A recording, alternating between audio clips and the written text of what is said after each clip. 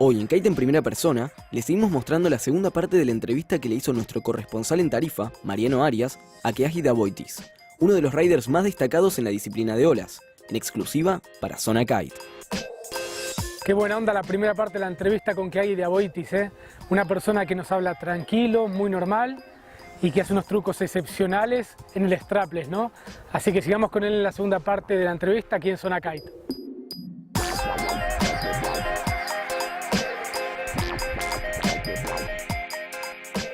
My dad actually got me into water sports at a really young age. My dad was born in Australia, but he grew up in Hawaii. So he actually got into surfing at a really young age, got into windsurfing, got into kite surfing, and basically kind of, learnt everything before me. I was really lucky. I grew up in a place called Noosa in Australia, and we have really fun conditions for everything. We have really good surf, so I actually got into surfing when I was about 5 years old. This basically, made me develop a real love for the sports. He actually got me into kite surfing when I was 11, and then kind of just went from there. It's been a really great journey, and I'm really happy to be where I am.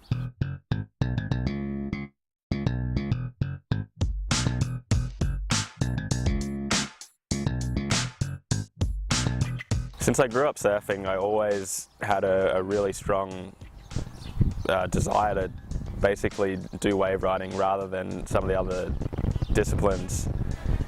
I actually grew up doing a lot of freestyle and kiting, but since I spent so much time surfing at a younger age, when I finally went back into wave riding and surfing with a kite, I kind of rediscovered that love that I had. The best thing I think about waves is you have a variable that's always changing. Some days it's not going to be very good, the waves are going to be average, but when it all comes together it's a feeling that you can't really get anywhere else. It's nice to have something that's not constant, so when it actually does happen, it's a surprise, and it's one of the funnest sessions you can have.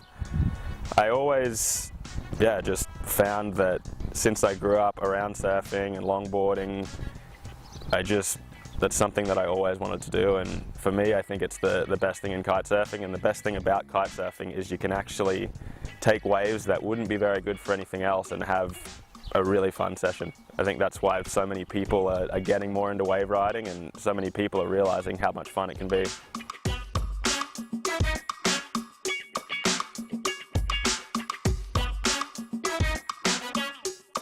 I think the biggest thing with wave riding and trying to wave ride well is kite positioning.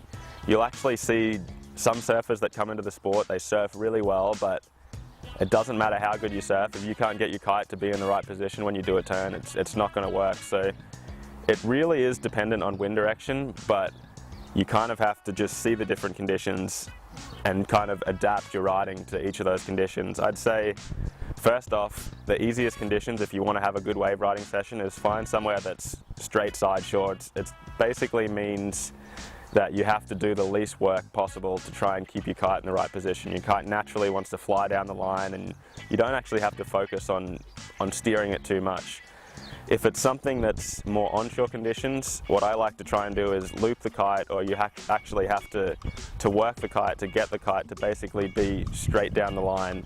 So when you do a turn, it's not pulling you out the back, it's not pulling you away from the wave, and it's all about kind of practicing and finding that sweet spot. The more you do it, the more you understand it, and it's kind of just a learning process. But I'd say the biggest thing is just learning how to position your kite and figuring it out. Another tip I found is if you're kiting somewhere that's really offshore, it's almost the opposite. You want to, right before you do a turn, you actually want to edge hard to try and surge your kite forward in the window. This allows you to, rather than get dragged out the back somewhere like Mauritius, it allows you to still actually go, be able to do a turn. And the biggest thing is just trying to get your kite going in the same direction as the wave, whether that's looping it before you do a turn or steering it just to be in the right spot.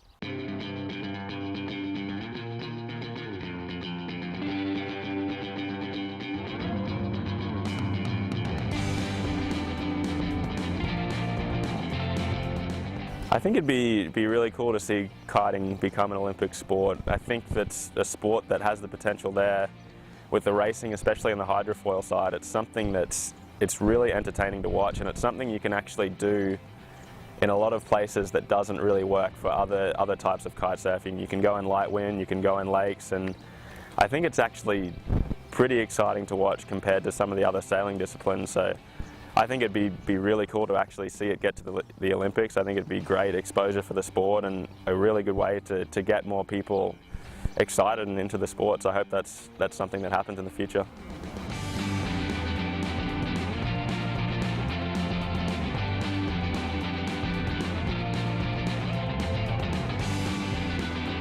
I just want to say thanks to ZonaKite TV. It's been really fun being here in Tarifa, and I'm looking forward to seeing you all on the water soon.